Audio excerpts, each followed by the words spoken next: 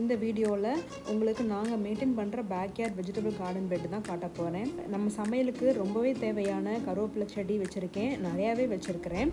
இது கூட கேல் கீரை, அப்புறம் இந்த பீன்ஸ் செடி சின்ன சின்னதாக இருக்குதுல்ல, அது வந்துட்டு கத்திரிக்காய், கேரட், கேப்சிகம், பச்சை மிளகா, ஜுக்குனி, இந்த எல்லோ கலர் ஃப்ளவர்ஸ் வந்துட்டு வெள்ளரிக்காய், அப்புறம் இந்த கார்னரில் சொரக்காய், இதுவும் பீன்ஸ், அப்புறம் தக்காளி,